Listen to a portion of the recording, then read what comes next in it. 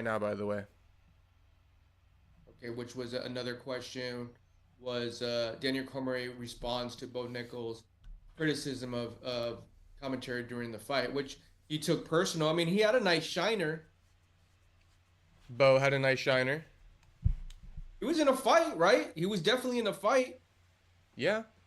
Episode 8. Episode 8. We are live once again. DJ MTK, myself. Like, Like, follow. hey, let's get this one up to what? 20 likes? We'll start light. Get us up to 15, 20 likes, we'll be happy. Subscribe. Hey, give us a give us a little early Christmas present. You feel me? Yeah, give us a little subby sub, we'll be happy. Right. Some West Coast love. Some early holiday gifts for us. That's all we ask for. Some subscribers, a couple Right. likes, we'll be happy. Eventually, we'll get to a point where we'll just start taking shots every time someone subs and shit. Yeah. Now, they're doing that. They're doing some Kai Sanat. What's his name? The streamer. Kai Sanat. Yeah, and we start doing some crazy shit like that, bro. You're gonna have motherfuckers flooded in your comments and shit. We'll get like 200 likes quick. That's probably the quickest way to get it. Did you see that video by chance? He got like some masseuse on his podcast, and then everyone's telling him happy endings and shit, and the lady quit mid massage. See, he does some really. I gotta admit, I like some of his stuff. It's like, what did you expect? Yeah. I like the Kodak Black one. I like that one he just had with Soldier Boy doing the freestyles in there. The Tesla robot. He's smart. He knows. I like his vibe and his mood. Yeah, Anyway, I feel that.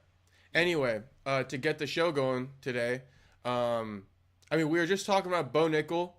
Should we start yeah. there? Kind of like, build with that, get into Jon Jones. I think everybody just wants that Jon Jones. We can go on Bo Nickal, but I think everybody wants that Jon Jones heat. They want that Jon Jones heat? Yeah, because I mean, you were on a hot one last week. That's right. I was on a hot one. And I got something to say again. So and I was like, remember, I was kind of on the fence. I was like, it's a cool fight. You know what I mean? It's a Legends fight.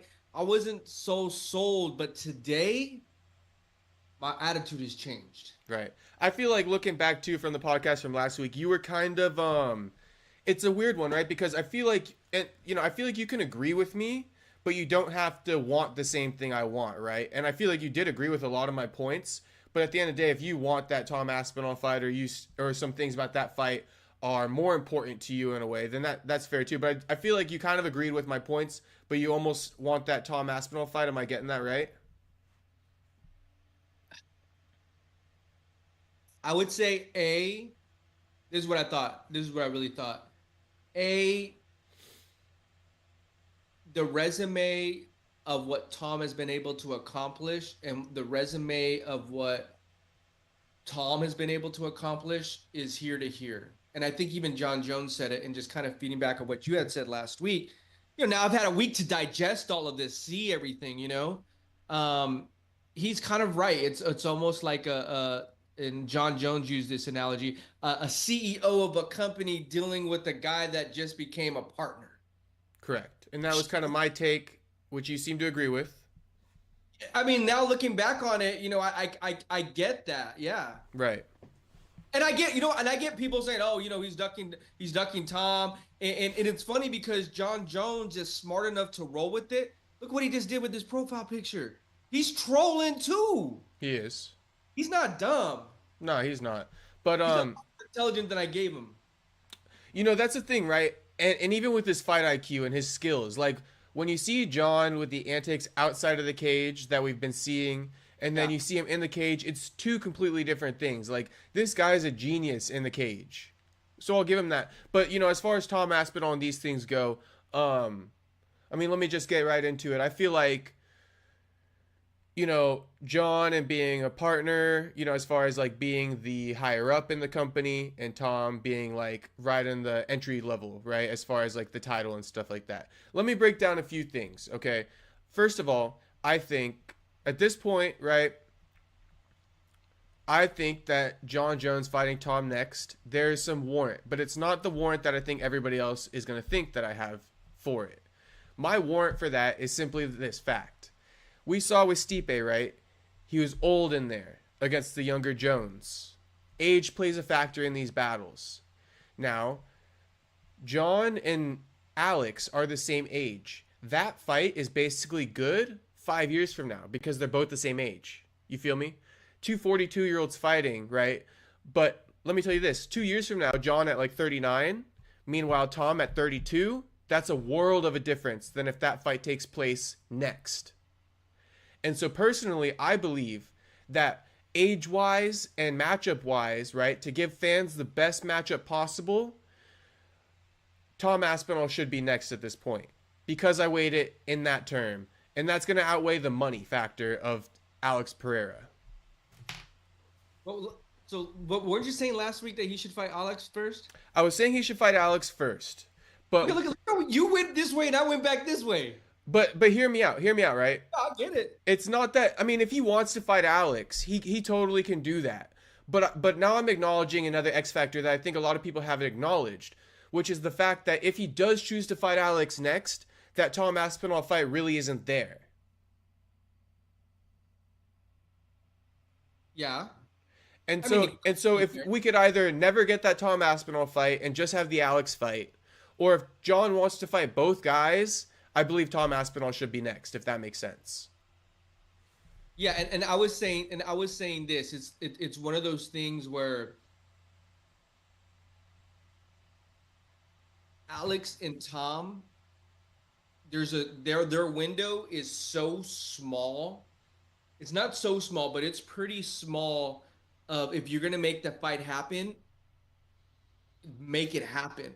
And if Jon Jones truly believes that, like, hey, I really have nothing to prove to Tom Aspinall or to the UFC or to the fans, and I want the mega fight, I'll ask you this: what would you pay more money to see, the Tom fight or the Alex Pereira fight? If the UFC came out right now and said $499, UFC, where are we at?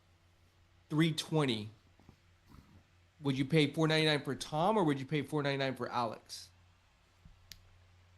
Would I pay $499 for Tom or Alex? See, that's a tough one for me because it's like I kind of said, right? If we get the Tom fight 2 years from now when Jon's 39, I almost don't even care to see it. Right, it won't mean as much. Right, I get that. Right, but if we get, that's what I'm saying. I think we should get Tom Aspinall next, and then Pereira. I think I would pay top dollar for that order of the fights. Let's play this out. Let's say they give Tom and then they give Alex and Kalive, right? Right. Say they both lose. Then what? That's another thing. It could get killed off like that too, right? Because you lose all the hype. Right now, there's so much hype. Alex Pereira, 3-time division champion, beat the GOAT. Both 37, both like at that time. Like or I'll ask you this: who should Alex fight, Tom or Jon Jones? Right. Who do you... Again, if you do the Tom fight, you kill it off, right? And that's where this whole thing gets complicated. But remember before Jon Jones even did this fight, it was Alex should fight Tom. And that whole conversation is like, nah, fuck that, fight Jon. But I get your point though, because you're right. Because in a year or two from now, it's like, all right, now he's 39. But if you're gonna do it, I would say fuck it, fight Alex. But even Dana was trying to protect Alex and say, nah, you shouldn't do that. You know what I mean? He's gonna get taken down. And that's why I'm kind of like, I wish that Jon could come out and say it. By the way, are you posting the link right now so people can watch it? Yeah. Okay, go ahead and do that.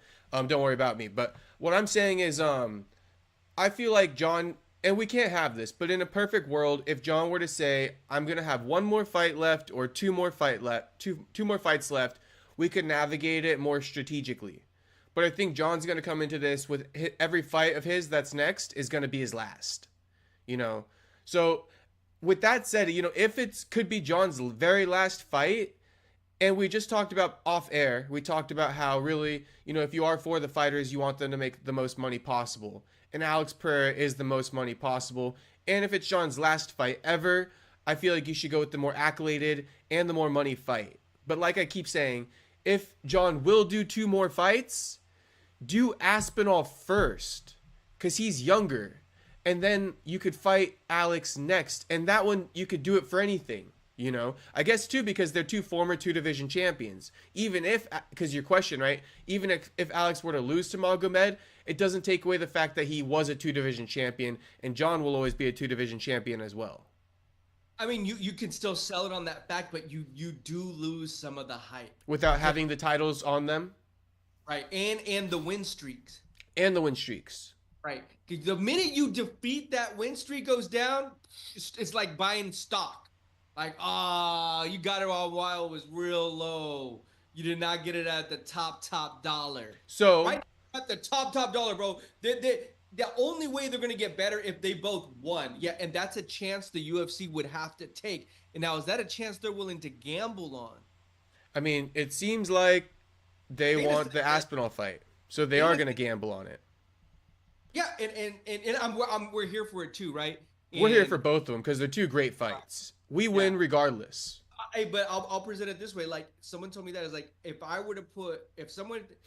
the UFC one day woke up and said, you know what, we're gonna do a mega fight, $500, I would buy the Alex fight way before I buy the Tom fight. Of course. The magnitude just is so big. It is big. But I think the thing too is after this week played out, I think Alex, in my opinion, outweighed Tom more. But with all of Tom's presence, with the mink coat and showing up to these things and all the antics and all the things, Tom's an asshole and all these things, I have gotten more hyped for a Tom fight. I gotta admit. And that might be just a byproduct of Jon no-selling him. But here's what I gotta say, right? Because I want to help out the fans and give it the most fair perspective possible. So this is what I'm thinking too. Because the big hang-up, right, is who should Jon fight first? Tom or Alex? If you do the Tom fight, Alex could lose to Magomed. If you do the Alex fight, Jon might be too old for Tom. Right? So where do we lie? In my opinion, I think Tom's going to keep winning. Right? That's kind of almost a guarantee in fans' minds. Alex, this is a big if he can get past Magomed. So everything we've said, I'm almost reverting back and saying Alex first because he could lose quicker. And then Tom will always be there on the back end.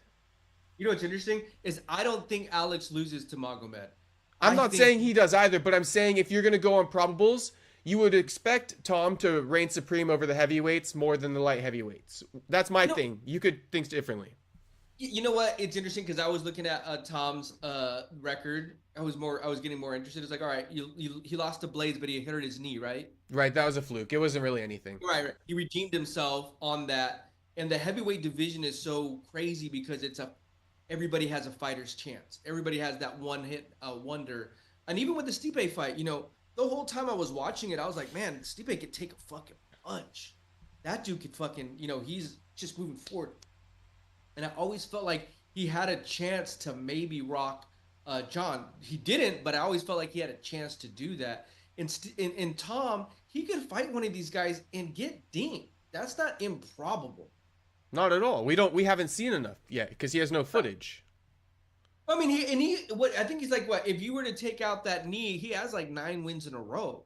That's very impressive, and this division, a lot gets shaken out because there's not a lot of competition almost sometimes, right? True. Like us talking like the welterweights, like, oh, we could talk all day on that. Even the middleweights, we could talk all day on that. Mm-hmm. Here, it's a few and far between, especially if Francis left. And that's also part of the byproduct of Tom not being a big enough star to fight Jon. I've been thinking this as far as like, Tom not being a big enough star. It's not Jon's problem. It's not Jon's responsibility to make Tom a star. All these guys can become stars on their own. And Jon even said that. He goes, why do I fight someone who's I'm helping make a star? Right. And if you look at Alex, he made himself a star. So that's something to put into consideration. But I'd like to get your definitive thought if you have anything as far as like, who should Jon fight first? I'm going to say Alex all day. Okay, so Jon should fight Alex first. Definitive. Okay, and is it just because of the box office value? Or is it also because you think that might not be there if he fights Tom? A few different reasons. The window is now. That window just keeps going like this every month that goes by because pretty soon we're going to be, they're both 38. Like you just said, they're both 39. Oh, they never fought. Oh, they lost. Oh, do it fucking now. Give us what we want. We can't say they're at their prime, but at least at their top of their game. Real quick one. Also, Yeah. I would imagine Jon would turn around quicker to fight Alex than he will if he's forced to fight Tom. Yeah. So that's He'll something to drag weigh that in out. too. He'll drag that out and be like, well, how much are you going to pay me? He said it. You got to give me fuck you money. Right. And I think he'll step up a lot quicker and fight Alex probably inside the next year, I would say. Tom, it's going to be over 12 months. He's going to make Tom fight again. It could be. It very much could be. And especially now, you're not even the interim title. You're not even the interim champion. He's not the interim champion. And remember last week when I said Jon said Tom shouldn't be the interim champion? This is the reason why they should have never made the belt in the first place, is because Jon was always coming back to fight Stipe. So that's why they should have really never made the belt, but they did that to save the card. Right. And so that is what it is. But also you got all these fans really clathering as far as like, he's the interim champion. And it's like, guys, that was given to him because Jon got injured. If Jon never got injured, there's no interim. And that should have never been given in the first place because Jon's injury fight return was against Stipe. So the interim should have never really been put into play. It was to save a card, and that got blurred out in the lines. Like, people just like, that's a forgotten piece of this whole thing. Well, it's interesting too because I rewatched almost all of these things, bro. Like, I rewatched the press conference. I rewatched Chael, all the guys that were on the ESPN desk after the fight, even when they had the boxer guy on. Oh, what's his name? Teddy, or is it Teddy?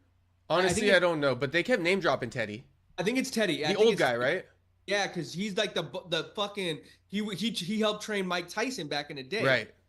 And so, like, you're hearing all their perspectives. And Chael, Uncle Chael, he drops on there, is like, yeah, he is no longer interim champ. The minute that bell rang, it's gone. Now, he is on paper still. And that's the funny thing. Chael always likes to say, we adhere fiercely to the rules that we make up on site or something like that. And so technically, everything we're saying is right. And what Chael's saying is right. But as we stand, Tom Aspinall is the interim champion. Interesting. Well, and as we stand, Jon Jones is the heavyweight UFC champion. Yeah, undisputed, defending. He's the reigning. So it's just an odd one. They should have never really done that. Good thing we have Uncle Chael, because honestly, I didn't really think that. Yeah. He said it right after the fight. Right after the fight. Aside from Chael, I don't think anyone else is saying that, right? A few people online, but he definitely I think he got that one going. Yeah, and then him and Ariel kind of had that when they chopped it up too, so yeah. Right. And we also talked on air, right? I think it's important to discuss the contrast in points, because we talk about, okay, if it's Tom Aspinall next, Jon wants to renegotiate, right? Now, I'm going to put this as a preface. It's okay for fighters to renegotiate once they come down to like 1 or 2 fights left on their deal, right? That's the time to renegotiate. But when you have 6 or above, I'll say above 3 fights left on your deal, you really are, it's not time to negotiate in the eyes of the UFC. Okay, so putting that out there, usually when a guy resigns and he's got 6 fights, you can't really renegotiate till you have two more left on your deal. And I'll just say this. Every fighter is going to be at a different position in their career. Because if you just got assigned a 6-fight contract and you're trying to get in to some of those championship fights, as like an Ian Garry versus a Jon Jones, those are different. Right. Even Bilal, even if Bilal kind of came out like, oh no, I want to renegotiate, like, you don't have a lot of leverage. You don't. Alex Pereira has leverage. Right. Done Jon favors. Jones, leverage. Right. So with that, or go. You want to finish? I was gonna say, because of someone else could step in and be like, hey, we're gonna offer you more money than you can deny. Right. Fuck your contract. Hey, come over here, and we want it. We're gonna keep building this, and you're the guy we want to build it around. And UFC doesn't offer that type of money. Only to the select few, and I believe Jon is a select few. Yeah, but even then, it's not like fuck you money. Yeah, who knows, right? And we will never be able to know what he gets from it. But to break down the someone's made is like $5 or $10 million on a UFC fight. I don't. Yeah, they don't make only a Conor McGregor's made around like a 10 million number. And that's after the pay-per-view like numbers, right? I believe so. They don't just give you a flat fee, Or they also don't share as far as revenue as far as the event. So whatever the UFC sells for merchandise, right, and food, you know, they don't get any of that. Versus in boxing, Canelo gets a part of that, all of that. Right. So, and Jon doesn't get any of that either, and he's basically he's bigger than Canelo in MMA. And it's interesting too. Like I know we're kind of going in like, but you know, Francis Ngannou, perfect example, right? Dana, it seems like he's so upset because it's like Francis held his foot down, he didn't bend, and he got paid a lot of fucking money. Even though he lost that boxing fight, he got paid I forgot what they said that number 20 million, and it was like 50 million. Yeah, I had it written down in the past. You know what I mean? And then he got 10 million in PFL, which is more than anything UFC has gotten other than like a Conor McGregor. So, you know, you have these instances where it's like, you know, Jon Jones, you know, he has a lot of leverage. So what you're just saying, you know what I mean? Like, but there's only a few and far between that can even do that, though. Right. So, and here's a big difference. And this is why I brought this up, right? Because with Francis, as you mentioned, Francis was one of those ones, right? He had a couple fights left on his deal by the time he became champion. And so the UFC was like, let's renegotiate. Let's get you a bigger deal so you don't end up leaving. And Francis was like, no. Right? Now, Jon is in the same position as Francis, except for Jon has like 6 fights on his deal. That's what I was going to ask. How many fights does he have? I don't know for sure, but I know he doesn't just have 2. Otherwise, the conversation would be of what Francis was going through. This one, we would know. What I'm saying is we would know the UFC is trying to re-sign Jon. The fact that the UFC is not openly saying they're trying to re-sign him and stuff like that, or no talks of that is happening, is because he's got like 6 fights on his deal. And my point with that is to say this. Chael says because he has 6 fights on his deal, he shouldn't be allowed to renegotiate. Now, right, flip that around.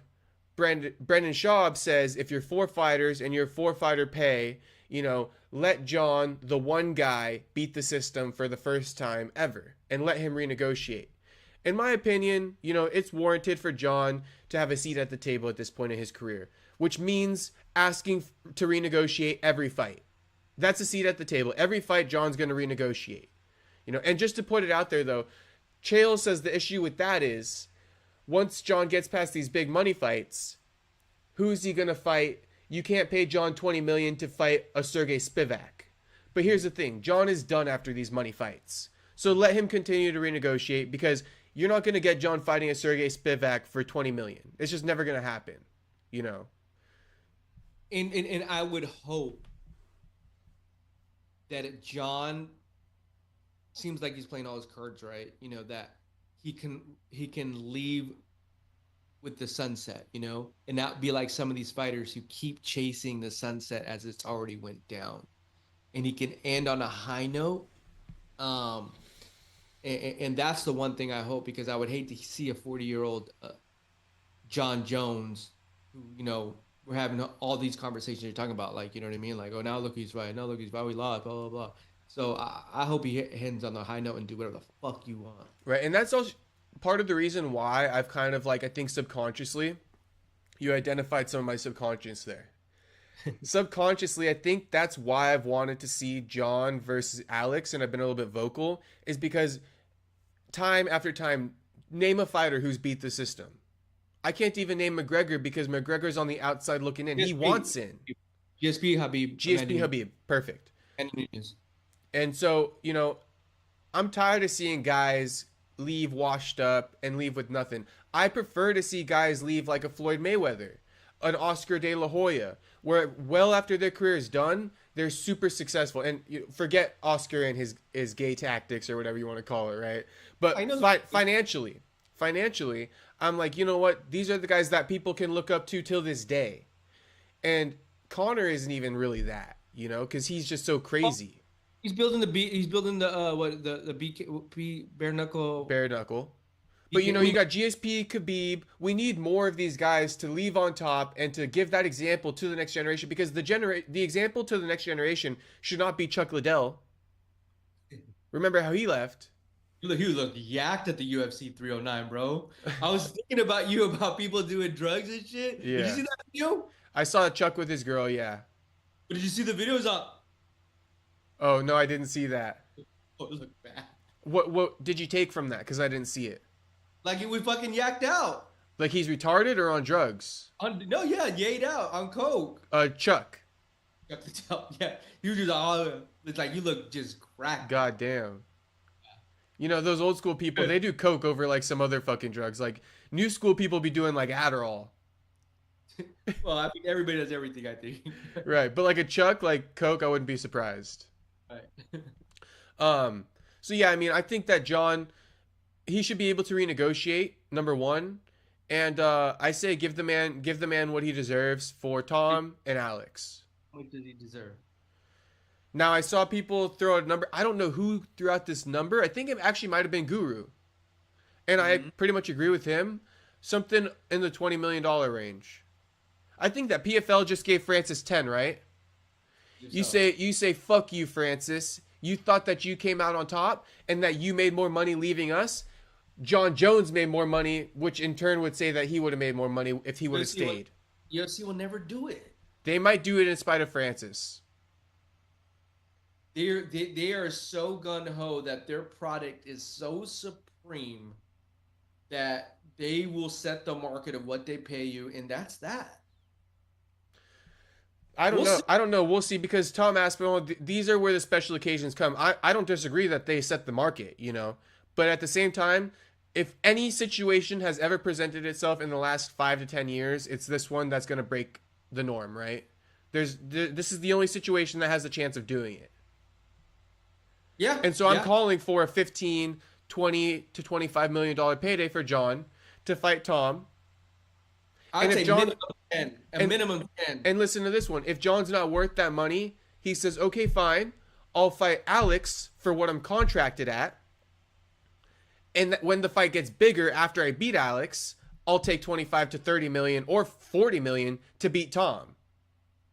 I think that's a good fucking negotiation right there if I was Jon.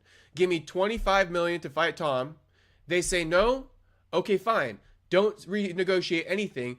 I'll fight Alex for my contracted worth. And then after you beat Alex, imagine how much bigger Tom fight is. Yeah, it would be huge. It'd be massive. And then that's worth that much money, right? And, you know, here's the thing too. And in the meantime, Tom needs to fight somebody. Tom just can't wait for Jon. Tom needs to headline, like I said last week, Tom needs to headline UFC Manchester in March. He's the heavyweight king on his path. Jon's also the heavyweight king. Right now we have 2 heavyweight kings. I'm enjoying having 2 heavyweight kings. KO him, get on the mic in Manchester and be like, Jon, where the fuck you at? Right. Mic drop. Like Brendan Schaub likes to say, where the fuck you at? Boom. I 100% agree. UFC Manchester, get him on that main event. But honestly, it doesn't sound like it. I've listened to him a little bit, and he's acting like he'll just wait for Jon as long as it takes. Bad idea. Because he also said, though, but I'm not going to be a Michael Chandler. And it's like, but then you can't say the one thing and then have the other. So you got to figure that out. Go prove to us and the fans, the Jon Jones and the UFC, that you're undeniable. You know, they do this in boxing all the time. Undeniable, like Max Holloway. And they do this in boxing all the time as far as, like, sometimes a fighter, it's called a tune-up, right? You don't want to wait. This guy's on a deadline. He's going to fight January of next year. Or sorry, let's just throw a later date. This guy's fighting July of next year. I want to fight. I'm on my timeline. I wanted to fight March of next year. So I took another fight. This happens all the time in boxing. Tom, this is the one thing I walk back. I go all over the place. Tom, you need to walk back your comments as far as waiting for Jon and fight in March. We want you to act like you're the champion, and eventually you and Jon will run into each other. Just please act like you're the champion already. That's what I want from you. Yeah. So I don't, and if he's, how could he ever take that as disrespect? I want you to act like the champion, Yeah, be the champion. In my eyes, you are a champion just like Jon Jones. A, you're representing your hometown. B, you're fucking being competitive. 3, you're fucking saying nobody can beat me anyway. So yeah, put him in here, and I'm cashing. What are we gonna do? Don't keep that swag locked up either. Tom's got some swag to him. He needs to show out. He needs to pop out for the fans. He's got swag. He's not like some other fighters who doesn't matter if they come out or not. So Tom needs to take advantage of the fact that people fuck with him and like his presence and get him on that card. I'm just wondering too. Thinking about the guys that are in that division, ranked. All right, Jon Jones, 0 gains, still right there. Alexander Volkov, Sergey, Curtis Blades, Almeida. All right. Some guys there. Who do you want to see him fight? He's fought kind of some like all of those guys, Yeah, he has, huh? and the other ones he hasn't fought aren't deserving of the fight. Yeah, yeah. Good question. Maybe a guy, if there's any heavyweights fighting soon, maybe after a knockout or something, they can call him out. Because he's fought. He just beat Blades. He beat Pavlovich. Jailton lost to Blades. You can't do that one. Typera. He beat Volkov. Spivak. Arkolowski. That was back when he was younger. Cyril Gain. Cyril Gane's a good one. That's the one we want. That's the one I've been calling for, right? Transfers Manchester. Yeah. Yeah, I've been calling for that one. Cyril Gane. That's the one we need to make. I forgot that I called for that. It's a good one. Yeah, Cyril Gane, that's the one. No more. Let's end it there because Cyril Gane is the one. Throw Pavlovich in there, just saying. Yeah, but Cyril Gane. We want that one. I think that's the one. That's the one. You also got it because you got to. What's going to rise Tom's stock the most? Beating another former champion. Yep. So take out Cyril Gane. Now another big couple ones of the night. Now I'm gonna put you on the spot right here. You're not even expecting this one. I was gonna put it out there, but I didn't get the chance to. Huh? DJ MTK owes Michael Chandler Charles Oliveira an apology. You know what? No, it was a good fight. It was a good fight. That was a good fight. It was a good fight. And I would say this though, after watching it, it's interesting because Chandler pretty much got dominated for those 5 rounds. Chandler did some really dirty shit in that 5th round. He did gain my respect, but I just wish that he didn't have to, he's grabbing the fence, a couple eye pokes, the hammer fist behind the head. It just it just made me kind of cringe almost. Like, dog, come on, better than that. Yeah, but overall, before we get into the fight, you enjoyed it, and do you walk back those words as far as you weren't excited for it? Yeah, I do. It was an exciting fight. I had people here at the station, and everybody they were all hyped. I was glued into it.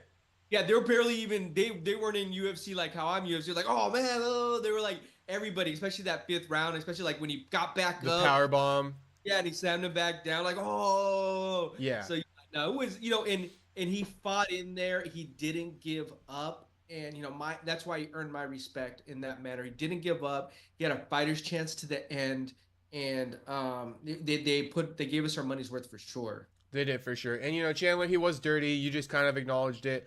To be honest, in the middle of the fight, almost all of the dirty calls that they kind of had against him, I didn't think that they actually happened in the fight. I thought it was a fake eye poke in the beginning of the fight, which it turned out to be real. I thought that he was actually getting Charles on the side of his head and not in the back, but upon replay, I'm like, oh, that was definitely the back of the head. And then live, I watched him fully grabbing the cage. And it wasn't like it was one. It was like... No, and the thing is he was using the forearm. He was like trying to like use that, but really he's using the forearm on the back of the head.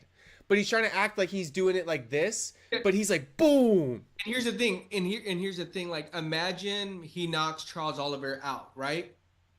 And he walks away. I won. To me, that's where I was like, that's where I kind of like, was like a little like, oh, that's kind of cringe, bro. Like, because if he would have won, he would have jumped up. But like, fuck yeah, wouldn't have given a fuck. He wouldn't have given a fuck. He would. Chandler. And it's one of those things where like, there's a lot of people out there that are willing to cut those corners. And it doesn't matter if they win, lose, or draw. You know what I mean? Like, they're willing to bend the rules and bend their moral compass almost in order to get that victory in any means, in any way possible. And I thought Charles Oliveira was a G2 where he really didn't even cry about it. He's like, whatever, dude. You know what I mean? I still got the one. Because Chandler almost got him there at the end. He did. No, and that was a great fight. As far as what's next for these guys... And it was great because Chandler was actually able to not get submitted as well. He was in a lot of tough positions throughout the whole fight. So my hat goes off to him for that as well. Yeah, my hat goes off. Like you said too, he survived that as well. And after the fight too, I was like, you know what, Charles is not an easy guy to go 5 rounds with and not get finished. So it shows to Michael's skill level and talent as well. He's got to work on some of those dirty tactics, but I don't hold it too much against him because it just shows that he really wants to win. He's hungry to win, you know. But and I don't save the fighters and don't injure them. Yeah, the only like the eye poke sometimes, I don't think it was personally, I don't think it was intentional, right? Those can happen. The grabbing the fence, I can kind of look past it a little bit. It's the hammerhead. It was the hammerheads behind the head. That was the one. If that was in front of his face, I would have maybe a different outlook on it. But let me ask you this: do you now think, after seeing that fight, that he'd beat up Conor McGregor? Would Conor McGregor not want that smoke? You know, like I said, right? So are you asking if I think Chandler would beat McGregor? Yeah. I think there's a good likelihood because, like I said, it ain't easy to go 5 rounds with Charles Oliveira. And do I think Conor could go 5 rounds with Charles? I think Conor's getting knocked out or submitted. That in my eyes, what that told me. I almost want to see it more now. Chandler versus McGregor, because who else does Chandler fight? Yeah. You know. Yeah, I think that's what at first I was like, I don't know if Chandler could beat McGregor. Now I have a feeling Chandler would beat McGregor. Mm-hmm. It's a good fight though. I'm still kind of like iffy because Chandler fights like a dumbass sometimes, and it would be a messy fight. I'm all for it. I think they're perfect for each other at this moment in time. Yeah, I agree with that. I agree with that. There's gonna be some shit Conor did. Mm-hmm. Michael's gonna be getting dirty, so I love it. Yeah, that I'd watch. I think they should run it. You know, Charles is getting old. So to wrap up this topic, because Charles is getting old, shoot him that title shot next. I guess the winner of Arman versus Islam. I guess other than that, one more number 1 contender fight. But I say give him that title shot next. He's almost out of here anyway. Going to LA? You're gonna go there? I'm gonna try. I'm going, bro. I'm gonna be covering try to cover some events and go out there. But as far as get a ticket to go, I don't know how much it is. I'm going. You're gonna go attend the event. I'm gonna go. It's too close to home. It's too close to home. But I don't know if I got enough money for it. You feel me? You have no money. You'll make it. How much is like a ticket to go to a UFC event? I think it's at least 500. Yeah, dude. I don't got 500 fucking to drop on it today. We'll see. The tickets come out in a month. We'll see where you're at. We'll see. I know I can get my money up a little quick. I got till March, right? So that's like 4 months.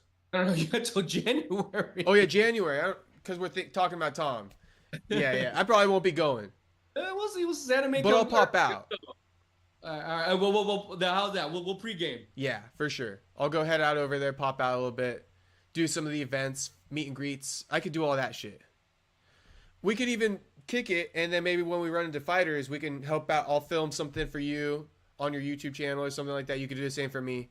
Be a cameraman for each other, some shit like that. Okay, so we got Bo Nickal, Michael Chandler.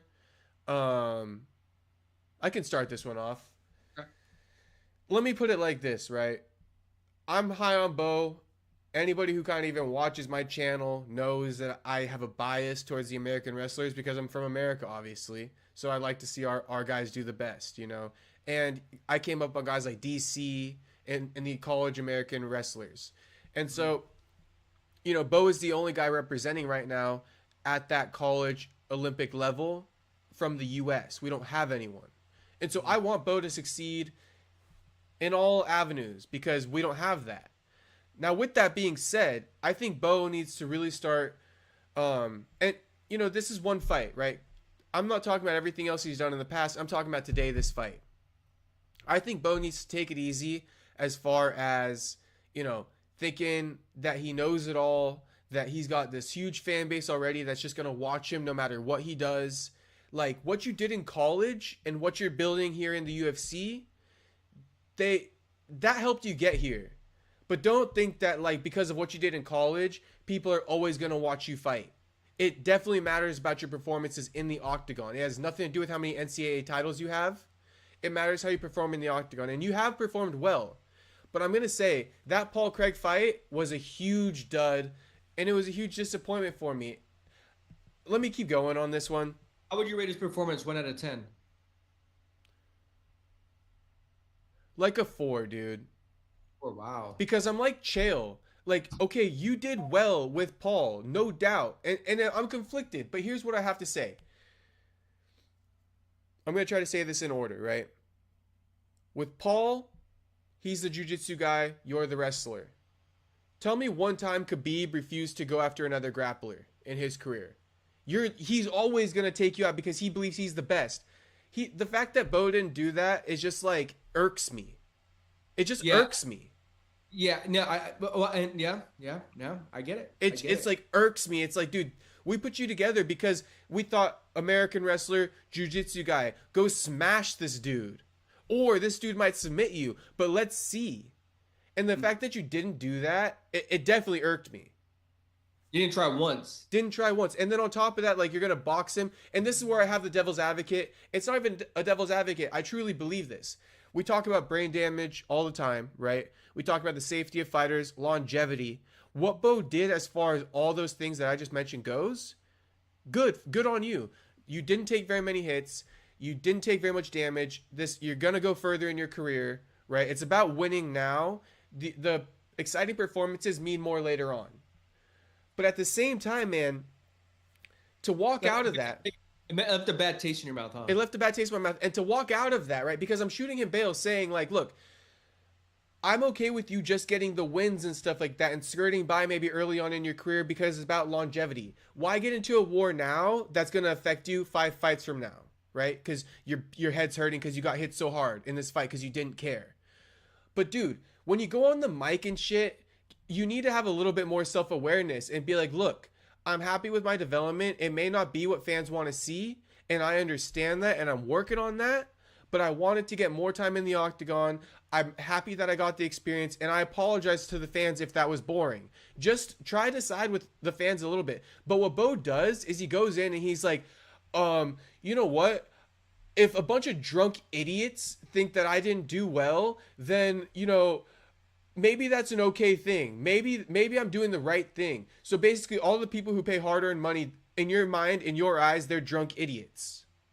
And regardless if you think that or not, you're allowed to think whatever you want. But to say that publicly to the same people who buy your shit, who are sitting there tuning into your interview, and all you are to them is a drunk idiot, you know, and you had a criticism about his fight, and maybe you weren't drunk with your criticism, but he's going to think anybody who has something negative to say is a drunk idiot. And it's like, bro, at least have self-awareness to say, I just took it easy in this fight because it's about the future. It's not about right now. And be real with it. But instead, you're making it seem like everybody else has the problem. And like I said, I want to finish it how I started it. What you did in college is not enough to make people just tune in no matter what you do here.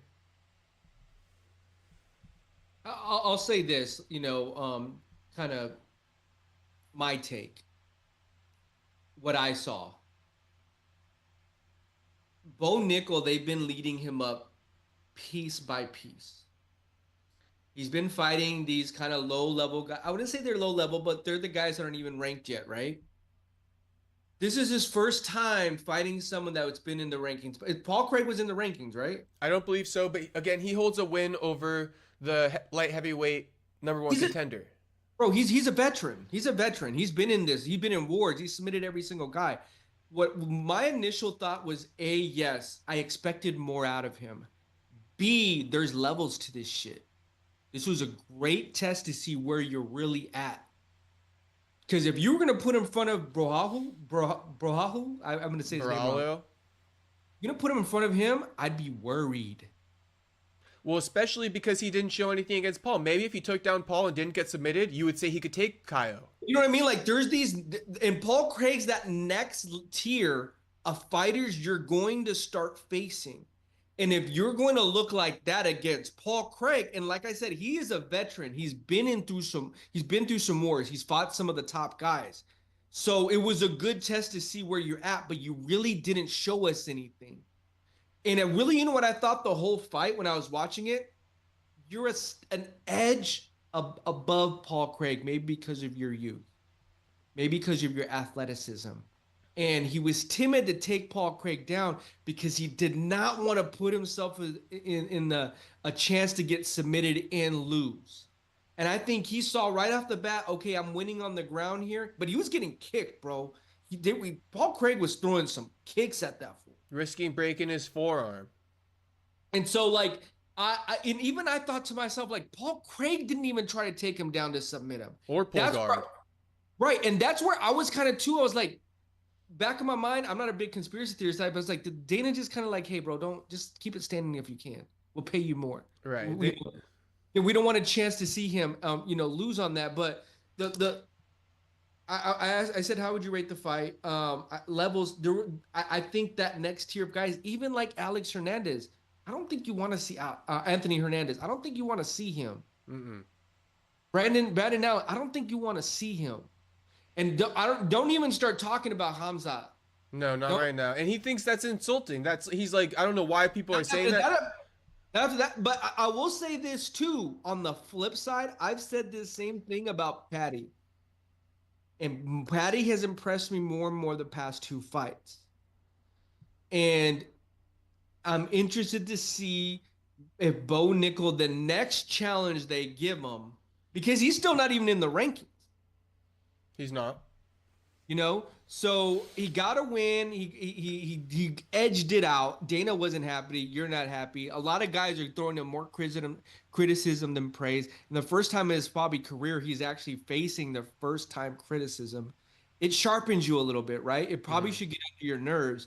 It probably should make you go back to the drawing table and be like, all right, fuck, dude. Like, that I'm having a whole different taste in my mouth. Bro, I bet he's like angry. Like, fuck, dude, I got the win and everybody's still criticizing me? Yeah, because he's not like using that self-awareness to be like, I understand where they could come from. Like, let me give you an example. Aaron Jeffrey, he did the same type of thing a Bo Nickal did in the sense of underperforming, kind of making it boring for the fans to watch. Okay, when I asked him about that, in short, he said, you know what, bro?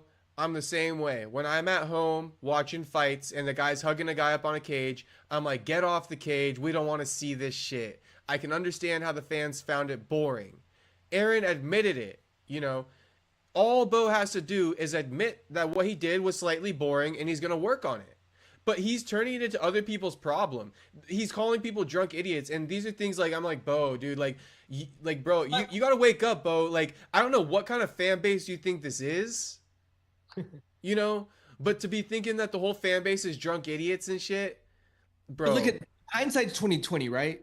When you're just on the spot, it's hard to like calculate everything you're gonna say. But this was Monday on Ariel's show. Yeah, I guess. Yeah, I can see he's trying to defend himself, bro, and that's the only way he could find a way to defend himself. And being like, fuck what they think. Like, he has to justify it in his own mind. But when you're wrong and you defend yourself, regardless of the situation, don't you always look like an asshole? Instead of admitting that you're wrong? Of course.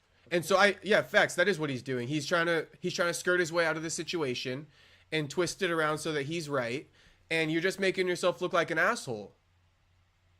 I think you took it more personal than I did, because I was more like on the flip side of it, where I'm like, that didn't really rub me the wrong way.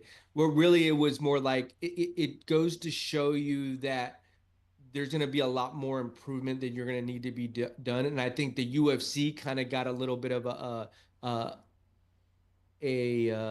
awakening, a reality check. Like, all right, maybe this guy isn't ready for these next guys now. Right. I think they're going to slow, like what you talk about a lot of times. Let's slow these guys down a little bit. I think sometimes he's a little too premeditated. He's a little too because he's the one name dropping Kamzat all the time. Yeah, that we're not even there yet. Because he says it all the time. I do like that he does. He's like, I'm gonna take it one step at a time, 2 fights a year. And the next guy, everybody has all these expectations on me. Now it's almost like he's gonna get a chance to see what it feels like when people start to forget about you. Well, he's going to find that. I don't think he thinks that can happen to him for some odd reason. But public perception is changing as we're talking right now because of that performance. Not only in our eyes, the UFC's eyes. Right. Dana was like in front of, Trump was there and shit. Like, that wasn't the performance they were expecting. No, not they at were all. expecting him to put him out, bring him to the ground. They were expecting a mini Hamzat to step in there. And then also like that whole little mini golf swing at the end. It's just like, dude, most guys would be shaking their head. Most guys would be like, sorry. But that's the worst celebration that I've ever seen. One of the worst ones. And it just shows Bo has been told he's like the cool guy his whole life, it seems. He lacks that self-awareness, bro. I'm telling you. I lack self-awareness too, so I don't know. Whatever, bro. But I'm saying he needs to kind of find some of that. On the world stage like that, you got to find some of it, you know. You keep acting so... A lack of self-awareness is okay, but it's like, bro, when you're like... You're going against how people feel, you know, I don't think... Call that what you want. Yeah, I mean, but like, it's like, you know, I'm gonna use Paddy Pimblett or Ian Garry and Bo Nickal's Network. Those guys talk about self-awareness. Who? You know what I mean? Like Paddy Pimblett or Ian Garry. Yeah. Like, you know, Paddy's kind of timbered down, right? Right. Those are perfect examples where they fight back when the fans are going after them instead of like leveling. Yeah, they started to play the heel a little bit now, right? But now look where they're at. Or the victim. Or the victim, exactly. And now look where they're at. Or turn off all my comments. Right. Like, what kind of bitch move is that? But you public description, I mean, it changes, it sways, it's a pendulum, right? Depending on how the product in there that you put together is analyzed after a victory or a loss, you know, and he's starting to get a reality check of what can happen. Don't get a loss and see what happens. I'd love to hear what you said if he lost, because he barely won, in my opinion. Some people think he mashed his significant strikes. Yeah, I believe Paul Craig had him. Yeah, I don't have. I wish I would have had an opinion on if he lost. I was kind of, you know, when I'm watching that shit and you're fighting like that, I'm like, God damn it, dude. That's the only thing I'm really going through my head when I'm watching. Well, you're disappointed. You expect more. And then you got the after stuff. You got how he reacted to it. And you're like, bro, then this is how you're going to react. And this is the thing, right? Performance? And this is the thing, because I keep pointing out the drunk idiots, right? And I think it's important. But what other people say, like, call fans drunk idiots? Fighters do not go after the fans, right? Just DM'd me. Said, I'm never going to Parry Punches Out Network. Whatever. It's all good. You know, the thing about Bo is that, let me say this though real quick, and then I'll say what I was just about to say. The drunk idiots thing is that when you are getting positive feedback, right, and you're accepting of that from fans, but as soon as fans have something negative to say, now they're drunk idiots. That's why I'm like, dude, chill the fuck out, because you take it when they're not drunk idiots when they praise you. You've been thinking it's all hot and dandy, it's hot shit, people fuck with you, they love your knockouts, and you had nothing to say. But all of a sudden, you know, once people have something negative to say, they're drunk idiots. It's like an oversimplification. Maybe they actually have something that they noticed that they want to see more out of you, such as fucking grappling, which is the whole reason why you got hired. Yeah, I'm going to tell you that. You know what the irony is? What's the irony? Is you probably weren't even drinking and my ass was drunk. Right. That's the irony. So really, I should be more offended. Right. It's the educated, right? You're offended for me. Facts. I'm offended for everyone. Did you even drink that night? No, I didn't. I mean, I had a beer. See, I was like 6, 7 in by the time his fight was in. Yeah. No, I was munching on some Chipotle while I was watching it. That's what's funny. Right. So, and then with that also, all of a sudden I'm offended. And then, wait, you said you're like, Bo won't come on the podcast. I had something, I had like a response to that almost. No, yeah, he just DM'd me. It says not happening. Oh, this is what I was gonna say. The thing about Bo too is that he came into this game thinking like he's above it. You know, that's what I'm gonna say. He came into this game on his shoulder? Not even like from an arrogance, rich boy perspective. Like entitled, privileged. I'm telling you, I think he's coming to this game thinking he's better than it. Like, he thinks that the training regimen isn't there. He thinks that all these things that go on in this game, he knows what's best. And it's like, man, Bo, like, I wish you would come into this game and just try to, like, be more humble and stop trying to, like, think that, like, the fans' way of thinking is flawed and your way of thinking is right. Like, I don't like that. And then you think that the way of training is flawed and the approach to the game is flawed. I mean, you're welcome to come in here and change things up. But when you come in here saying the whole game is flawed, let's see if you become a world champion. before you say that, because I don't really think you've earned your right to say that MMA is flawed because you won 3 NCAA titles in college. You're not even an Olympic gold medalist, and I'm just keeping it a buck. I'm keeping it a buck, dude. If you were an Olympic gold medalist, also, maybe it wouldn't matter what you do in the octagon. Maybe you could have some boring performances because guess what? You're an Olympic gold medalist. But you're not. Yeah. You're a 3-time NCAA champion. And by the way, you're supposed to be a 4-time NCAA champion if you're really the hot shit. Could he beat Shara? Bo, yeah. He could beat Shara. He could beat Shara. Woo! Because Shara is a lot better on the feet than fucking Paul Craig. You know, that's a hard one because it's one. You know, we need that. Bo is only going to get strikers from now on. Number 14, and he just got into the rankings. Yeah. You know, okay, because you're asking about opponent, the one I want to see is Andre Petrosky. Are you familiar? Yeah, but he's not in the rankings either, though. Yeah, but Bo doesn't deserve to rank opponent. All right. I mean, I'd like to see where he's really at. I mean, but if you're thinking that's the next fight, what about Paulo Costa?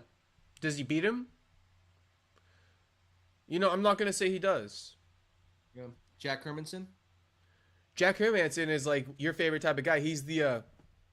he's a gatekeeper. He's like an exposer. Yeah, he's a gatekeeper for sure. Yeah, so I wouldn't put him past Jack. Brady. Yeah, he take him into that third round, he may get you. But like I said, I don't think Bo has earned his way into that. Bo doesn't deserve any of those fights. Okay. If he would have grappled Paul and really showed out big time, then yes. But you got that step up, you showed you can't handle it, back down you go. Andre Petrosky. Yeah, I would have liked to have seen him challenge on the ground. And I was disappointed too in Paul Craig. I was like, bro, you didn't take him down. You didn't try it once? Because you don't, here's the thing too. You prove nothing by beating a non-striker. You got that matchup so that people could put you further and say, Bo beat Paul Craig, who's a jiu-jitsu ace. He could hang in there with Caio Borralho. Yeah. But the fact that he didn't beat him in jiu-jitsu and he outstruck him does not mean he could strike with Caio, does it? Yeah. No, not at fucking all, because Caio would box the head off of Paul Craig. Yeah. And so by you choosing the easier route, it proves nothing. Like, and good on you. Like I said, you know, I think it's a little flawed because if you ask him, it's like, oh, I chose the smartest approach. But Bo, the smartest approach isn't always, you know, the smartest, easiest path. You know, is that how people navigate their life? The smartest, easiest path? You know, maybe the smartest, but not the easiest path. Sometimes the road that's less traveled is better off for you. And so keep that in mind. Food for thought. And I think there's a handful of guys that kind of take that same approach that eventually they get exposed. Eventually they do. By trying to be too smart and navigate everything. You just got to fight. At the end of the day, you got to fight. And that's the thing that DC was that I think Bo Nickal is lacking for sure. I don't think I know, but that I would have liked to see more out of Bo is that DC's a fighter. He's a real fighter. You know, a fighter. Like, you look at what him and Buckley, right? Bo's not a fighter like that. Bo, if you talk shit to him in person, he won't fight you. DC, if you talk shit to him in person, he will punch you in the face right then and there. You know, Joaquin Buckley, he's a fighter. You know, he got in tons of street fights. He used to be like a security guard. He likes to fight. Like, some people navigate towards fighting, and some people come into this game trying to be like a know-it-all. Some people are like, someone say something? Say less. Yeah. Wait, hold on. Someone saying something? Hold on. Bam, everything's fucking rumbled out. Say less. And, you know, I wish we could see more out of that with Bo. Unfortunately, you know, we're going to get what we get from him. But that's my constructive criticism. And Bo says he's open to constructive criticism. I may have been harsh. Well, I'll but say Bo, this. I'm speaking from my heart. And I started off by saying, I want you to be the best. I tune into all your shit. I've been waiting on you. You know, I've been waiting on you, Bo. And I ain't no drunk idiot, and I'm disappointed. But at the same time, I get that longevity, you need that. But do not fucking tell fans that it's their fault they didn't enjoy watching your fight. And that's where I'll leave it. I would say this. When I watched the Ferguson-Pimblett fight, that's how I felt about Pimblett. Like, bro, you didn't really barely beat him. What are we doing? All this hype? One of those ones. I kind of, you know, I'll even give Patty credit. I like that one more than the Bo fight. So if you didn't like that one, I dislike the Bo fight even more. But I hear what you're saying, and I kind of agree. But I'm saying the Bo fight was even worse. And then he beat he beat Bobby Green. That was good. That was a good win. That was a good And win. that proved a lot. That was like, okay, he's got that submission. Like, he's a submission ace. Right. And I felt like his attitude changed, his temperament changed, his way going in, because Patty kind of cocky too before all this, bro. Of course. You know, and then and that's when I saw that Tony Ferguson fight. I'm like, bro, you cocky, and this is what you just put out. This is the product you're showing us. And these guys get that, right? Ian Garry did that with MVP. We did the same thing to him. Yeah. Right? You get that hype, you come in, you make a boring fight, you're gonna get it. And Ian has been very like strategic of not finding ways not to lose. He has been. You're about to find out, though. Well, I don't know about being strategic as far as finding ways not to lose. What do you mean by that? Because he's very like strategic. Like even when he fought, who was his last fight? Was it MVP? I believe it was MVP. Okay. When I saw the Jeff Neal fight, I was not. I felt like he beat him, but I wasn't super impressed. That was a tough fight for him. But if I were to look at someone like Shavkat, it's undeniable. Because Shavkat's been finishing guys as well. Hamzat? Undeniable. But not only that, dangerous. Just comes in there and snatches you up out of nowhere. He's like a fucking shark, literally. Buckley? Undeniable. Yeah. These guys don't put on boring fights. These guys have, something special. They're dangerous. They can knock you the fuck out, right? They are dangerous. Watch the fuck out. In fact, here's the difference. When in my now unreleased Joaquin Buckley, Ian Garry UFC Tampa interview, I don't know what I'm gonna do with that one. That shit was gold, and it's just like unreleased now. I feel like I don't know what I'm supposed to do.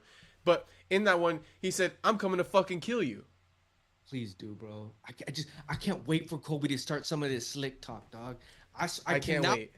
I cannot wait for Colby to say some shit he can't cash. He let that mouth say something he just cannot cash, and Buckley just like, I hope Buckley's like this at night. Motherfucker, I'm gonna show you. Oh, he's gonna be pissed. I'm gonna show you, dog. Well, Buck's not gonna be pissed, but he's gonna be like motivated. But, yeah, that's a whole nother episode. Well, we're gonna actually touch on that before we wrap up. Oh. Because I think we went off on just 2 topics today, but okay, like 20 topics. I know. We'll just give everybody a taste of what we also did Chandler Oliveira. Yeah, what we were pushing. So we had the Nick Diaz out. Yeah, you just had the Themba interview. That was hot. That was right. Hot. We're a little bit talking about Buck and Covington, Gary versus Shavkat, Lorenz Larkin, free agent. Shout out to Lorenz. I think he should come to the UFC. Allen versus Fluffy, big news. The rematch, I like that. Right. Oh, Jake Paul, Mike Tyson reaction. Yeah. Should we get into that one? I mean, you can't, because now is the time where it's hot. I mean, next week it's gonna. What did I tell you though?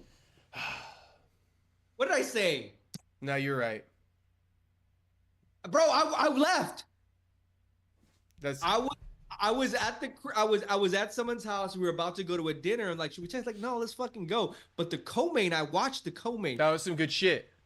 That was good. That was good shit. I'm glad I watched that, and then like I was kind of seeing some highlights on Twitter when we were out to dinner and shit. I'm like, come on now. So this is what happened to me. I watched the co-main, and I think the co-main got me forgetting about like the bullshit going on with Mike Tyson, Jake Paul. So I was actually like ready. I was like, oh fuck, like let's go. Right.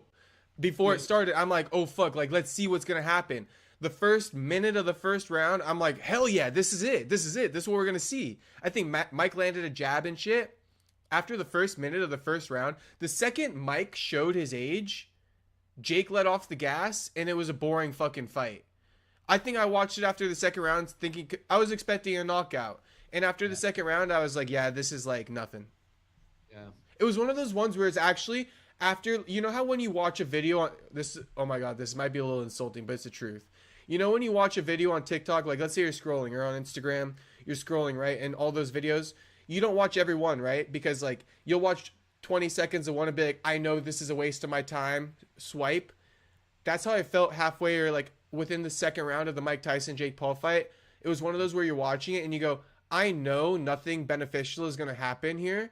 I'll just swipe to the end and watch like the post-fight interview. Right. Which that wasn't even nothing. It wasn't even anything. Nothing. It was nothing of nothing of nothing, bro. The All biggest of part was Mike flashing his cheeks. it really was. It really was, and it was like, and I think even people talked about. We talked a little bit about the money side of all this. You know what I mean? Hopefully, Mike got a check that he'll never have to do anything like this again in his life. Yeah. I thought we were at that point last time when he fought Roy Jones Jr. Like, all right, what does this even mean? Because that meant nothing. That meant nothing. And then you roll this around, and I'm like, why? Why? Why? No, I hope he's done with it too. He jokingly was like, I may not be done, maybe more. But dude, Mike, everybody with two eyes saw you're not fit to be out there. And good for you, you maybe it was a bucket list thing, maybe you needed it for yourself and your inner self, and you're proud of yourself and you can go to bed sleeping well at night. So good for you if that's the case, but please don't do that again. We don't need to see that. I mean, I respect the fact that you walked in there. I respect the fact that I respect it. Yeah, I respect it. But it was something that it's like, if you're watching these things as with your competitive eyes, you watch these things because you watch two competitors at the highest level of their careers. Not when they're fading and they've faded and they've already been so. I mean, 58 in your prime, even fighters. Jones is at 30. That's what, 20 years off. Right. And that's my point with, Stipe. We had the same thing. He's old. He's not himself. And that's why I was saying, shoot, with those old guys fighting last weekend, I can now see an argument for Jon to fight Tom first, because Jon was so good against Stipe last weekend. I would love to see that version of Jon against the prime Tom, to be honest. And here's the thing too, full circle, right? Let's circle back around. If they were to, if they were to say, hey, Jon Jones is going to fight this other 40-year-old who's supposed to be a legend, or it would have been Tom all day. But the fact that that's not the conversation. The conversation is one of the other guys that could be the GOAT. Right. The guy that could be said, if you beat Jon Jones, you are the new GOAT. And that's a good point, right? Because if Tom beats Jon Jones, he beat Jon Jones, but he's not a GOAT. If Alex beats Jon Jones, he's a GOAT. That's a fact. And imagine they give him Tom. Yeah, I would love that. Okay, last thing to kind of, Mike Tyson, there wasn't just much there. I'll say this though, to give fans a little bit more insight if they wanted it. I'll say this: I love what Dana did, because I think everybody knows in their heart that Jake let off on Mike, and I could play the gimmick right now too, but I'll keep it a buck. I believe that Jake let up on Mike and took it easy, but Dana had a different approach. Dana is completely turning a blind eye to the fact that Jake took it easy on Mike, and he's like, I knew that Jake couldn't touch Mike. I knew he couldn't do anything to Mike. He had nothing to offer Mike. He's trash. And so he's ignoring the fact that Jake took it easy on Mike. I thought that was funny, and I think that was gold. For whatever reason, he always jabs Jake, though. They don't fuck with each other, but I thought it was good. I thought that was like great psychology. Yeah, I agree. Yeah. Okay. So the last thing I want to let's touch on Buck versus Covington, Garry versus Shavkat. We'll keep this one down to no longer than 7 minutes. Right. It was interesting just to off the top that how the UFC was able to scramble all that. You sent me the link of the fight kind of like happening with Buckley or Shavkat and Garry. We were like, do you think this is true? Right. I was like, damn, man, that's fucked up that they do that to Buck last minute like that. Now, that's more how I was thinking, like, come on, man, how you gonna do the homie like that and shit? He's about to fuck Ian Garry up. Right. But they also needed to save the UFC 310 card, and they can build that. And they also gave Buck Colby, which I love that, because I cannot wait to see someone fucking smash the fuck out of Colby and shut him the fuck up. Mm-hmm. No, it's a great fight. Buckley's the perfect person to shut him the fuck up. I'm telling you, man, I can't wait for him. Man, I can't. The minute he says something slick, bro, and Colby can't help himself, bro. He's going to say something stupid, something racist, something about his family, something about his upbringing, something that's going to be like, dog, really? Really? That's why I don't like Colby. Yeah. Especially when he said that shit about Leon Edwards' dad. Like, come on, dog. Yeah, that was fucked. Yeah, no, that's what. But he does that shit like, and I hear a lot of people say like that's just him trying to hype shit up. Like that's not really him. Yeah, but that's a little too much. Oh fuck yeah, it's too much. Come on, Especially bro. when it's not warranted. Like if Leon was going after you, making you look like a dumbass, and you just had Right, to go there, right, okay, you know. right. But But you you just just go came in out there. of there Yeah, with you that. just go in there. Yeah, he just go in there, and that's what I mean. He's not gonna be able to help himself, bro. I guarantee he's gonna say something about Buckley's grandmother or father or something racist, something ape, monk. He's gonna say something stupid, bro. He just is. And He's and gonna I say, yeah, he's gonna say something. I could see him saying something like questioning his intelligence, maybe. I he's could see gonna something. yeah, bro. He is gonna say something. He's gonna But I would love to see how Buck kind of like handles it because he loves to talk shit too. yeah, yeah. Yeah. Well, I hope that it just brings out such a fire in Buckley that he's going to have the biggest determination in his life to show not only himself but the world that I'm going to shut this man up, and then he's going to look at his body and be like, man, we ain't talking now. You know the thing about Buckley that I think is an X factor. It's just what I imagine about him. Is that this is why I think he's also so good in his fights. I think in the build up to these fights, a lot of his opponents are worried, right? And you hear about fighters not being able to sleep because of nerves. The night before a fight, and even the whole build up to a fight, I feel like Buck sleeps like a fucking baby. Because he's in his element, right? Yeah, So I that's think what, always. I think like before this Colby fight, he doesn't lose a sliver of sleep over it. I think he sleeps like a baby. right. And meanwhile, you got Colby like worrying about eating his words. You know, not that he said anything yet, but I could imagine if he does talk shit, usually fighters, stay up at night worrying about that type Well, of shit. even like he had said some shit about Shavkat that was like, come on, bro. Shavkat don't even speak English. Shavkat probably like, huh, what'd he say? Like rat or something like that. Yeah, yeah, something just, like that's out of pocket, that's unnecessary, that's uncalled for. You know what I That's a mean? Like, little bit of oomph. yeah, like Shavkat probably doesn't even understand what you're saying. He has to go to a translator. He's like, what are you saying? Oh, I probably couldn't even translate it correctly. Right. Probably like, all right, whatever, dude. Move about his life, But when someone that understand what he's saying, you take it like, bro, what the fuck? We need to see that Colby promotional video because I'm Actually, not really sold that the fight's gonna go down until he makes a video about Joaquin. yeah. Well, and I hope, you know what? I hope even that Joaquin maybe plays the heel a little bit and forces it out of him. Forces Colby to say something so dark that everybody's just like, wow, that's who you are? That's what you're saying? I think Buckley's gonna go after Leon for talking about go after Colby for talking about Leon's dead I dad. hope he does. I hope he He brings is up gonna all, bring that up. I hope he brings up all the receipts. All the receipts of the stupid shit he said in his career and be like, look at, I'm here for you now, Do playboy. you actually want to see a little video of Joaquin talking shit? I'll play it. Yeah, yeah. Okay. Breaking news. Dude, we've done so many interviews. Every time his fights get announced now, um, there's like a new short goes viral. You got any thoughts on that Colby Leon fight? I believe that at the end of the day, Leon showed us what he's capable of going up against Kamaru Usman, knocking him out the first time, and then being able to win a unanimous decision on Kamaru Usman in the second fight. And I keep telling people all the time, Colby is the watered-down version of Kamaru Usman, period. He the store brand of Kamaru Usman. If Leon was able to beat Kamaru the way he did, how does Colby even have a chance? And plus, I don't think once Colby loses, and especially even if he does win, let's say, like if he does win, that's what he's looking for, right? That's why he waited for so long before he got another fight. He trying to have his little story, run off with the belt, because if he does win that belt, then he can just go off into the sunset. But I see my man getting knocked out, getting his back on the canvas, and I see my man retiring right after that. You got any thoughts on that? Okay, so with that being said, he thought Colby was gonna get knocked out by Leon, and then he would retire after that. Now I'm gonna ask you the question: do you think Buckley knocks him out and Colby retires? I think, yes, he knocks him out. I don't think he retires. I think he hangs around for another year. He just does what he's been doing for the past 3 years. Waits Which for is, a nice special matchup or something? but I mean, like, now he's becoming a gatekeeper.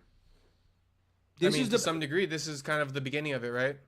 Yeah, this is a perfect example of an upcoming rising star fighting an old school legend I'm using air quotes because I don't know if he's a legend, but some consider him, a really good, UFC, maybe Hall of Famer. Um, I won't take away what he's accomplished in there, but his time has passed. He's about to fight a rising star, and he'll probably take another check in another 12 months after he gets this loss. Another guy that's coming up probably maybe gets that win. Oh, we're gonna go on another little run. You know what I mean? Another year will pass by. He might be in the number 10 ranking, still doing stuff with Trump and the UFC, and then get another loss. By then he's like 38, 39. You and I are talking about why is he still in the UFC, bro? What are we doing? We called this shit 3 or 4 years ago. You should have just retired. Yeah. Yeah, people talk about how Colby's going to retire and go into politics, but Colby always says, he's not retiring for a long time. So personally, if I were to go off what he says, then he's not going to retire anytime soon. Alexa, how old is Colby Covington? Colby Covington is 36 years old.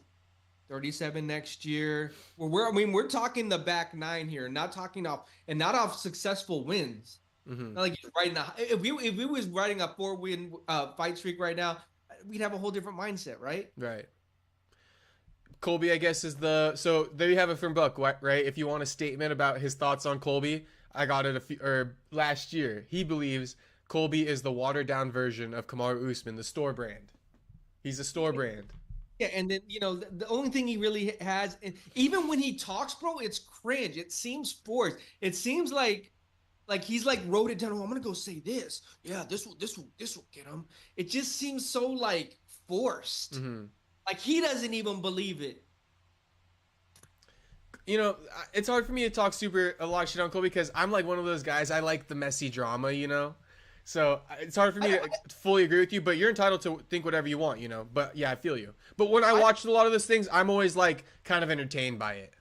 But okay, I like the drama too, but there's a line, bro. There's definitely a line. And he's more than willing to cross that line. 100%. And I think that's where my mind goes. That I have too many morals and principles to be like, wow, bro, you really gonna talk about someone's dad like that? Yeah. Are you really gonna I have a problem with people trying to put other people down to help push themselves up.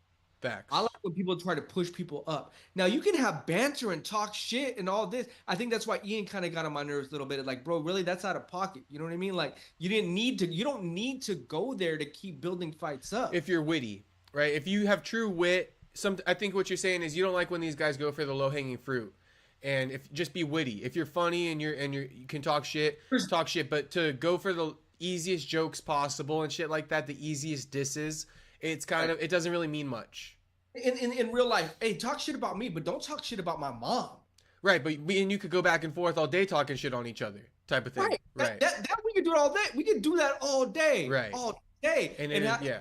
Even if you go low, fuck it. You know what I mean? Like, hey, yeah, it is what it is. It's two boys kind of going at it. Yeah, you could be like, oh, didn't you fuck some dude? Didn't you fuck some dude in TJ? What? Whoa. You know what I mean? But like that's different. I could take the heat. Don't bring moms up in it. Don't bring grandma up in it. Don't. But that's where he's willing to go, and that's my only thing with not just him. Anybody that could be anybody, bro. We can bring up that dude Kevin. The reason why I didn't like him is because you're willing to put other people down to help raise you up. And if you're willing to sell your soul to do that, what else would you be willing to do? Yeah, I hear you. Yeah, you said it perfectly. So don't be too thirsty for the clout. That part. Last 2 minutes. Ian Garry, Shavkat, beast fight, 2 undefeateds. I like the fight too. I guess we could just go like, you got a prediction or anything like that? Shavkat all day, homie. Shavkat's just on another level of what he's doing. He's the bigger version of Khabib.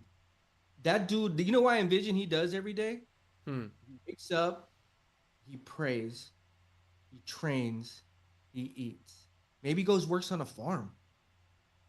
Like maybe he's building a farm right now. Rides horses or some shit. Yeah, riding horses, building a farm, pray, wrestle, go home and pray again.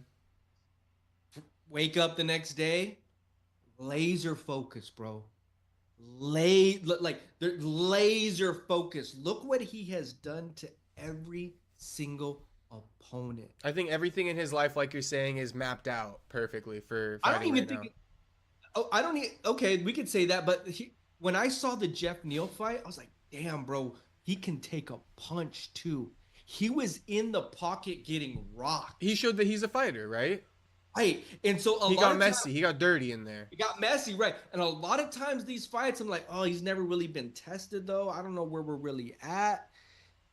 He does, and then the way he got Jeff Neal, though, bro, like that standing, like, and then the walk away, just like, bro, he literally just like, and walked away. Like, I told you, Stephen Thompson, like, I felt like Stephen Thompson was like kind of a little bit, washed up. But we know he still had something in him. Look what him and Buckley, he tested Buckley. Buckley got the win too, but he dragged him down, bro. Just was on him. I don't think Ian Garry wants to see Shavkat on the ground, dog.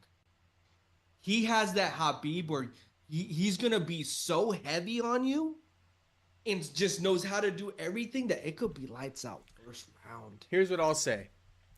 Please. As far as the fight goes, like you kind of just said, like I kind of said, but after what you highlighted, Shavkat, he's shown that he's got that fighter in him, like a real fighter, which that's an element of MMA. You could have all the boxing and all the wrestling and all the Muay Thai in the world, but if you aren't willing to fight and bite down on a mouthpiece and scrap, Shavkat showed that. Ian has not showed that part of his game yet. Ian has been a finesse fighter this whole time.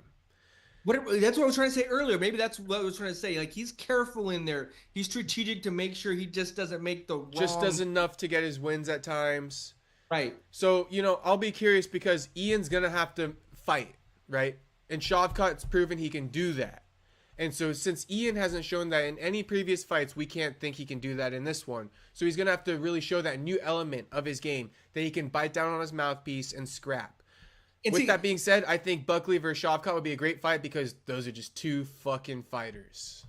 I agree. And I would say this. I think Ian has more outside distractions than Shavkat.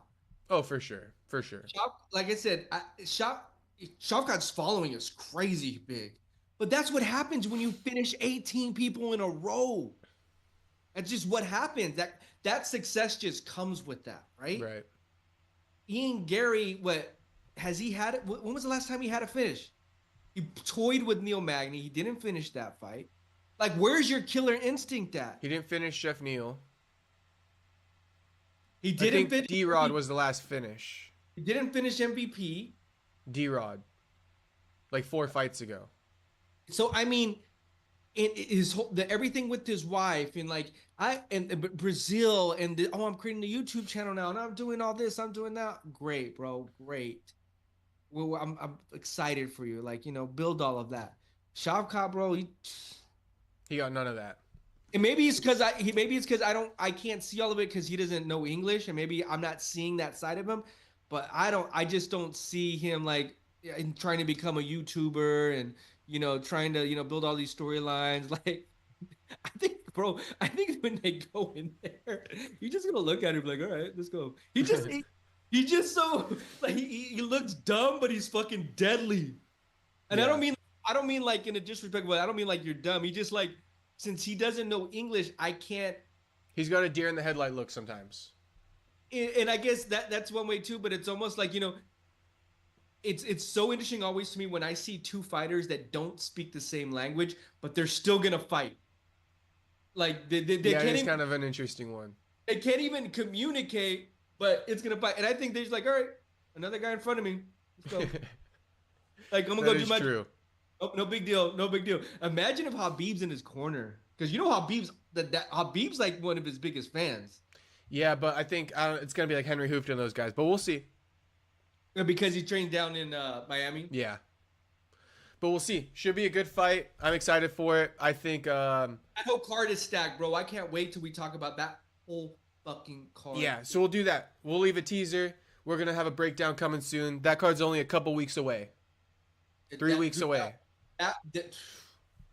Get your popcorn ready. Get your popcorn ready. Popcorn ready.